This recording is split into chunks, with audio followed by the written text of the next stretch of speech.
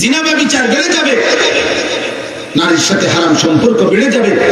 এখন তোমরা যারা এর মধ্যে লিপ্ত আছো, তুমি কি বুঝো না যে আল্লাহ তোমাকে দিয়ে কিয়ামতের চিহ্ন দেখাচ্ছে? এই জন্য দোস্ত আমার, বাপ আমার, প্রিয় ভাই আমার, বন্ধু আমার, এটা বোঝা উচিত আমার। আমি কেন সেই যুবক হব, আমি কেন সেই মানুষ হব যাকে দিয়ে আল্লাহ কিয়ামতের খারাপ মন্দ চিহ্ন দেখাবো? আমি কেন হব তা? এই জন্য আমরা বললাম প্রত্যেকটা মানুষের কাছে, যারা কষ্ট করে এই গভীর রাতে এই প্রচন্ড গরমের মধ্যে বসে আছেন, আপনারাও ভাববেন, ছেলেরা তোমরাও ভাববে, এমন যেন না হয় আমারে কষ্ট দিলা। কত সন্তান মায়ের রক্ত মাখাচ্ছে, চোখে পানি। আজকে মা তার একটা বিশ্বাস, কোন মা যদি একবার দীর্ঘশ্বাস ফেলে, সন্তান তুই আমারে কি করলি, একবার বাপ যদি এটা বলে ফেলে, খোদার কসম আল্লাহর আরশ গিয়া ধাক্কা লাগবে। আর আল্লাহ বলছে, নবী বলছে, আল্লাহ সব পাপের শাস্তি সহ্য করতে পারে। আল্লাহ বলছে সব পাপের শাস্তি আল্লাহ হাসরের ময়দানে দিবে। খোদার কসম নবী বলছে, উম্মত কুল্লু যুনুবি ইউআখিরুল্লাহু ইলা আজালিন মুসাম্মা, সকল পাপ আল্লাহ চাইলে কিয়ামত পর্যন্ত বিলম্ব করতে পারে শাস্তি, কিন্তু ইল্লা আকুল ওয়ালিদাইন, মা বাবার নাফরমানি আল্লাহ এই পাপ আল্লাহ সহ্য করে না। নবীজি বলছে লা ইয়ামুতা হাত্তা ইউআযযিবাহুল্লাহু ফিল আরদ, আল্লাহ তাআলা মা বাবার নাফরমান সন্তানকে মৃত্যু দিবে না যতক্ষণ পর্যন্ত আল্লাহ তাকে দুনিয়াতে বেইজ্জতি না করবে।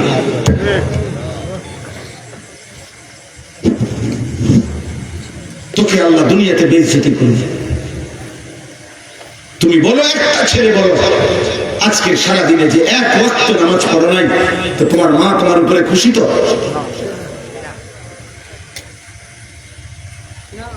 তোমার বাবা তোমার উপরে খুশি তো? দিবা নিশি যারা মোবাইলে নারী ছবি অস্থির দৃশ্য দেখো, তোমার মা তোমার উপরে রাজি তো? তোমার বাবা তোমার উপরে খুশি তো? তোমার আল্লাহ তোমার উপরে খুশি তো? তোমার মদিনার নবী তোমার উপরে খুশি তো? এই বেনামাজি নাফরমান বলো।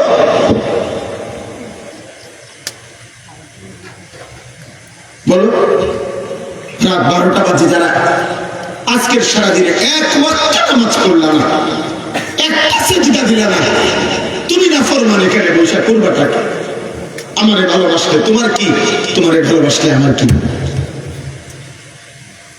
আমি তো ভোটে দাঁড়াইছি না, আমার তো এটা নির্বাচনী জনসভা না, আমি তো কোনো প্রার্থী না, জনপ্রিয়তা দিয়ে আমি কিটা বলবো? খোদার কসম, রব্বে কাবার কসম, জনপ্রিয়তা আখিরাতের বিবেচনায়, পরকালের বিবেচনায় জনপ্রিয়তার পরিচিতি, সুনাম, সুখ্যাতির দুনিয়াবি 2 পয়সার কোনো ভ্যালু নাই, 2 পয়সার কোনো ভ্যালু নাই। ধোঁয়া, ধোঁকা, এগুলা দুনিয়াবি পদ পদবি হাসিলের জন্য হইতে পারে, আখিরাতে রেজে করবেন কি? আমার যদি 10 কোটি মানুষ চিনে আমার কবর রাজার মা, তো আমি এটা কিতা বলবো? আমি এটা কিতা বলবো? কি করুন, ঘাস কাটুন এটা দিয়ে? আমার যদি 10 কোটি মানুষ চিনে, তো আপনাদের কারো কবর রাজার মা, তো আমার জনপ্রিয়তা দিয়ে আপনি কিনবেন, আমি লাফান কিনতে, আমার লোক ছবি উঠে আপনি কি কি ফায়দা কি? মানুষের মাথা তালকি দিয়ে আসবে, হ্যাঁ বুঝলেন না?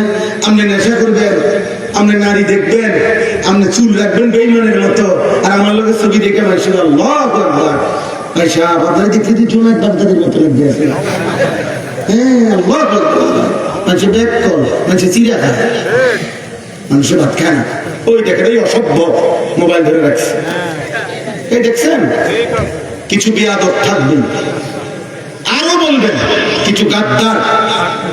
তার কথা হলো, তোর বাপও যদি বলে আমি ফিরব, হ্যাঁ পাথর দিন সন্তান কলিজা এত শক্ত বানাইলে নিজেরে এত চালাক পাইব না। ভাত খানা কোনো চালাকি না, পেশাব পায়খানা কোনো খুব একের বুদ্ধি বুদ্ধিমানের কিছু না। দুনিয়া ভোগ করা এটা কোনো আহামরি কিছু না। দুনিয়া জানোয়ারও ভোগ করে, দুনিয়া মুশরিক বেঈমানও ভোগ করে, দুনিয়া কাফের বেঈমানও ভোগ করে, দুনিয়া কুকুর বিড়ালও ভোগ করে। এজন্য আমি ভাত খাইতে পারি, আমি ঘুম যাই, আমি পেশাব পায়খানা করি, আমি সারা রাত নারী দেখি, বেটা একটা মানুষও টের পায় না। আপনি বিরাট চালাক। আরে সুবহানাল্লাহ, আমি বহু বুদ্ধিমান। আপনি কি ভাবছেন আপনার উপরে বরঞ্চ মালিকের অভিশাপ চলছে, আল্লাহর নারাজি চলছে এই পরিমাণ। আল্লাহ যেন বলছেন, নাফরমান, এত পাপের পরেও তোরে কেউ টেনে ধরে না, তোকে কেউ ফিরায় না। এটা তোর বদনসিব, এটা তোর মন্দ কপাল, এটা দুর্ভাগা। তুমি এক বাচ্চা যেন নিজে নিজে আগুনের দিকে যাচ্ছে, নিজে নিজে পানিতে পড়তে যাচ্ছে, কেউ তাকে টানে ধরে না, কেউ তাকে আগুন থেকে বাঁচাইতে চাচ্ছে না। এটা ওই বাচ্চার সৌভাগ্য। কথা বলে না কেন? এটা ওই বাচ্চার সৌভাগ্য। তাই তুমি জাহান্নামের দিকে যাচ্ছ, অস্থির ছবি দেখতে দেখতে, উলঙ্গ দৃশ্য দেখতে দেখতে, এক ওয়াক্ত নামাজ না পড়তে পড়তে। নাফরমান, তুমি তো জাহান্নামের আগুনে জ্বলতে যাচ্ছ। তোরে কেউ টেনে ধরে না, তোরে কেউ ফিরায় ধরে না। তো এটা কি তোর সৌভাগ্য বেটা?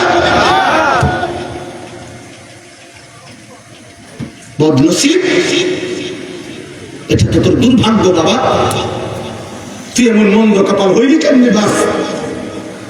365 দিনে একদিনও ফজরের নামাজ পড়লি না বাপ, কেউ তোরে ডাকলো না কেন? কেউ তোরে ডাকলো না কেন?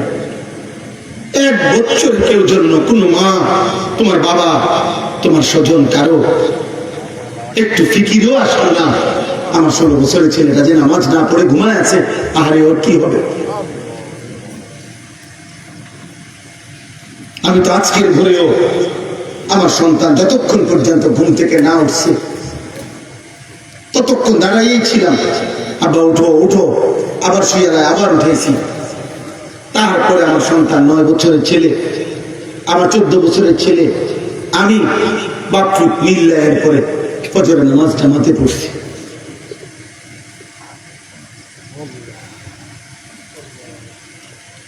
উদাহরণস্বরূপ বললাম, আমি আসছি ফজরের নামাজের সময়, চট্টগ্রাম ছিলাম, সেখান থেকে আসছি যখন, তখনই ফজরের আজান দিছে।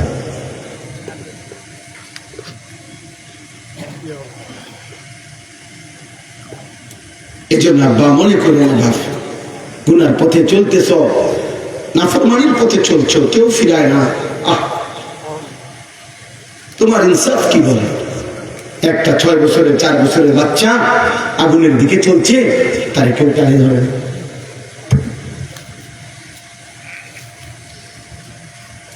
এটা যেমন দুর্ভাগ্য, তুমি তো জাহান্নামের আগুনের দিকে যাচ্ছ, তোমার কেউ টেনে ধরছে না, এটাও দুর্ভাগ্য, এটাও বদনসিব। 30 বছর সুদ খায়, কোনদিন কল্পনায় কলিজার ভিতরে আসলো না, আহারে এটা তো হারাম। 60 বছর পর্যন্ত বিড়ি সিগারেট খায়, কোনদিন কল্পনায় আসলো না, আরে এটা তো গুনাহ। 40 বছর ধরে কথায় কথায় গালি দেয়, আহারে একবার মনে আসলো না, এটা তো হারাম। এ কেমন জীবন? এ কেমন জীবন? ছেড়ে তুমি দেখাও সবাইকে দাঁড়াইয়া যে তুমি যে গাদ্দার, তুমি দেখাও, সবাইকে দেখাও, তোমার চিনাও যতদূর দেখেন। ভাই সাহেব, আমি একজন সাহসী মানুষ, যে এই হুজুরের এতগুলো নিষেধের পরেও আমি আমার মোবাইল ধরে রাখছি। আপনি আমার সাহস দেখেও কি করতে পারেন, অনুপ্রাণিত হতে পারেন, দেখাও।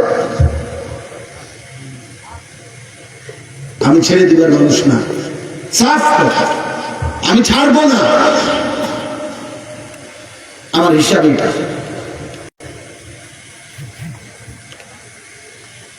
আমি তো বললাম, সুন্দরভাবে বলি না, কথা বলেন, বলছি কিনা বলেন? তাইলে আধা ঘন্টা মোবাইলটা না ব্যবহার করলে ক্ষতিটা কি? 1 ঘন্টা মোবাইল না করলে, ব্যবহার না করলে এখন বাংলাদেশ খাইতেই যাবে, তাইলে কিছুটা সময় যতক্ষণ পর্যন্ত এই বড় মোবাইল থেকে নিজেকে আলাদা না করা হবে, যার মধ্যে আমাদের সারা পৃথিবী বিখ্যাত শেখুল ইসলাম আল্লামা তাকি উসমানী দামাত বারাকাতুহু তিনি ফতোয়া দিয়েছেন এই বড় মোবাইল দ্বারা যে গুনাহ থেকে মোটেই বাঁচতে পারে না, তার জন্য এই বড় মোবাইল ব্যবহার করার কোনো অনুমতি নেই। এক মুসলমান তার সকল কিছু ব্যবহারের ক্ষেত্রে হালাল হারামের কিছু নেই, জায়েজ না জায়েজের কোনো বিধান নেই। আমার মন চাইলেই হলো। আল্লাহ আমাদেরকে হেফাজত করে। আমরা স্বপ্ন দেখছি, এই সত্য কথা, এই কঠোর, এই ধমক, এর বিনিময়ে উদ্দেশ্য ঝগড়া করা না। আলহামদুলিল্লাহ একটা স্বপ্নে আছি, স্বপ্নটা হলো আগামীর পৃথিবীতে ইসলামের বিজয় হবে, আগামীর পৃথিবীতে কালেমার পতাকা উড়বে। ষড়যন্ত্র যেমন খুব গভীর, ইনশাআল্লাহ ইমানের বিজয়ও খুব কাছে। রাত্র যত গভীর হয়, এটা কিন্তু বিপরীতে শান্ত নাও যে সকাল কাছায় গেছে, সন্ধ্যা বাজে 6টা, এখনো ভোর হতে অনেক দেরি, কিন্তু রাত বাজে গভীর 3টা রাতে, বোঝা যাবে সকাল কাছায় গেছে, আর 1.5 ঘন্টা বাকি। এই জন্য চারিদিকে ইসলাম বিরোধীদের চক্রান্ত, ষড়যন্ত্র, হুমকি ধমকি।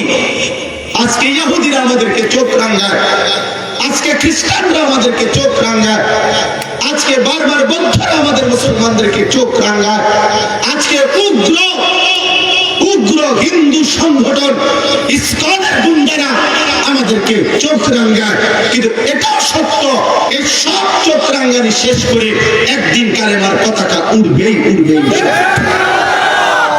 বিজয়ের পতাকা উড়বে, ইমানের পতাকা উড়বে, মাহদীর বিজয় হবে, দাজ্জালের পতন হবে, ইহুদির শেষ ব্যক্তিটারও পতন হবে, বিশ্বময় ইসলামের খেলাফত হবে।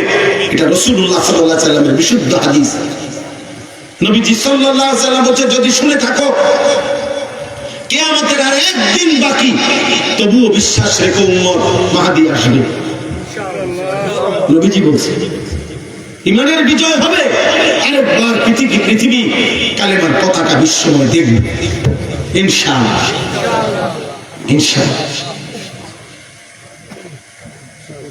ইনশাআল্লাহ। সেদিন হয়তো কেউ কাজে লাগবে, কেউ কাজে লাগবে না, কেউ হয়তো ইমানের পক্ষে থাকবে, কেউ তার জালের খপ্পরে নিজের ইমান শেষ করে ফেলবে। আগামীর সময় মুমিনের পরীক্ষা ভাই, এখন তো হলো গুনাহ নেকির টানাটানি চলতেছে, কেউ নেক করে, কেউ গুনাহ করে। আগামীর সময়টা হবে ঈমান আর কুফরের সময়, কারো ঈমান থাকবে, কারো ঈমান থাকবে। ইউসবিহুর রাজুলু মুমিনান ওয়া ইউমসি কাফিরান। কসম খোদার ভাই, আল্লাহর নবী বলেছে পরিষ্কার বিশুদ্ধ হাদিস, সকালবেলা থাকবে মুমিন, সন্ধ্যায় হয়ে যাবে কাফির। ওয়ায়ুমসি মুমিনান ওয়া ইউসবিহু কাফিরান। সন্ধ্যাবেলায় থাকবে মুমিন, সকাল হতে হতেই হয়ে যাবে কাফির। ইয়াবিউ দীনাহু বিআরাদিন মিনাদ দুনিয়া। আল্লাহর নবী সাল্লাল্লাহু আলাইহি ওয়াসাল্লাম বলেন, সামান্য দুনিয়ার লোভে অসংখ্য অগণিত আমার উম্মত নিজের ঈমান বিক্রি করে ফেলে, ঈমান বিক্রি করে ফেলে। আল্লাহ আমাদেরকে হেফাজত করেন। এই জন্য বয়স্ক বাবা আপনাদেরকে বলি, আপনাদের কাছে অনুরোধ করি, আপনারা আপনাদের স্ত্রী, সন্তান, ছেলে মেয়ে, পরিবারের সদস্যদের ঈমান, আমল, নামাজ, রোজা, বন্দেগী, হালাল হারামের নজরদারি করে। খাট পালন, সোফা, ফার্নিচার এগুলো এমনি হবে না, এগুলো এখন পৃথিবীতে কোনো অবাক কিছু না। টাইলস চেনে না এমন পাগলও না, সোফা চেনে না এমন পাগলও এখন আর পৃথিবীতে না। আমি শুধু সোফা, খাট এটি কেউ দেখতো না, এটি প্রত্যেকের ঘরে আছে, আঙ্গাল কাঙ্গালেও দিচ্ছে না। ফ্রিজ সবার দরকার, এটা নিত্য প্রয়োজনীয় জিনিস, এটা এখন কোনো শৌখিন জিনিস। আর বাংলাদেশের যে গরম, এখানে এসিও এখন নিত্য প্রয়োজনীয় জিনিসের অন্তর্ভুক্ত। এইটাও আর এখন শৌখিনতা নাই, এত প্রচন্ড গরম। অতএব প্রয়োজনীয় এই জিনিসপত্র কোনো না কোনো ভাবে প্রত্যেকে ব্যবস্থা করছে। এগুলো মানুষের দেখাইয়া শোনাইয়া কোনো লাভ নাই, ভালো লাভ নাই। ইমানের হিসাব দেন, আখিরাতের হিসাব দেন, সেজদার হিসাব দেন, গোলামের হিসাব দেন। আমার প্রিয় সন্তান, আমার প্রিয় নওজোয়ান ভাই, এমন মালিকের নাফরমানি করো না বাপ, এমন মালিকের নাফরমানি মানায় না রে বাপ। তুমি জানো না তিনি তোমার কেমন রব? আল্লাহ যেন ডাক দিয়ে বলে, বান্দা তুমি জানো আমি তোমার কেমন রব? 24 ঘন্টা তোমার অজান্তে, তুমি জানো না, বুঝো না, বলো নাই, আমি রব্বুল আলামিন এমন রব 24 ঘন্টা অস্তিত্বের প্রথম সেকেন্ড থেকে নিয়ে শেষ পর্যন্ত জীবনের সকল প্রয়োজন, জীবনের সকল আয়োজন, হৃদয়ের প্রতিটা স্পন্দন, নিঃশ্বাসের প্রতিটা নড়াচড়া, দেহের পুরা অঙ্গ প্রত্যঙ্গের নড়াচড়া আমি আল্লাহ ঠিক ঠিক মতো তোমার পৌঁছাচ্ছি, করে দিচ্ছি। গোটা কায়নাত আমি তোমার জন্য বারবার একবার আলো দিয়ে সাজাই, একবার অন্ধকার দিয়ে সাজাই, একবার রাত বানাই, একবার দিন বানাই, একবার সকাল বানাই, একবার দুপুর বানাই, সপ্তাহ বদলাই, মাস বদলাই, দিন বদলাই, শরীর বদলাই, স্বাস্থ্য বদলাই। চিরা ছোট্ট বাচ্চা বানাইলাম শক্তিমান যুবক, আবার বানাইলাম বৃদ্ধ। চিরা দুর্বল বানাইলাম সবল, চিরা অসুস্থ বানাইলাম সুস্থ, চিরা গরিব বানাইলাম ধনী, চিরা সম্পদহীন দিলাম সম্পদ। এত কিছু 24 ঘন্টা যে মালিক আমি নিজ যত্নে তোমার করছি। আমি তোমার সেই মাওলা, আমি তোমার সেই আল্লাহ। তোমার সেজদা দিতে বলছি বান্দা, অন্য কেউ না। আমি তোমার বড় বেশি আপনজন। আমার ইচ্ছা ছাড়া তোমার বিশ্বাস চলে না, আমার ইচ্ছা ছাড়া তোমার চোখ নড়ে না। তুমি কেমনে পারলা বান্দা আমার মতো মালিকের সেজদা না দিতে? বলো না আব্বা, বলো না ভাইয়া, আমার প্রিয় সন্তান, বলো। 16 বছর যে ছেলে এত অল্প বয়সে এক ওয়াক্ত নামাজ পড়ো না, আগামী 40 বছর পর্যন্ত তোমার যদি আল্লাহ হায়াত দেয়, সেই পর্যন্ত তোমার নাফরমানির অবস্থা কি হবে? আল্লাহ তোমার কোনো কিছু দেয় না। আলাম নাজালিল আরদা মিহাদা ওয়াল জিবালা আওতাদা ওয়া খালাকনাকুম আজওয়াজা।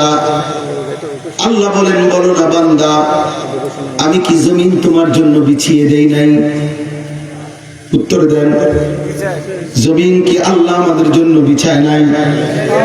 ওয়াল জিবালা আওতাদা, আল্লাহ বলেন পাহাড়গুলো আমি কি তোমাদের জন্য পেরেগের মতো স্থাপন করি নাই? করেছে। ওয়া খালাকনাকুম আজওয়াজা, আমি আল্লাহই তো তোমাদেরকে জোড়ায় জোড়ায় নারী পুরুষে সৃষ্টি করেছি। ওয়া জাআলনা নাওমাকুম সুবাতা, সারা দিনের ক্লান্তি দূর করার জন্য 2 চোখের ঘুম আমি তো দিয়েছি। ওয়া জাআলনাল লাইলা লিবাসা ওয়া জাআলনান নাহারা মাআশা, তোমার ঘুমের পরিবেশ তৈরি করার জন্য আলোকিত পৃথিবীটাকে অন্ধকারের কালো চাদর দিয়ে রাত্রির আবরণ করে দিয়েছি। এটা আমি করেছি বান্দা, নয়তো তুমি ঘুমাবা কেমনে?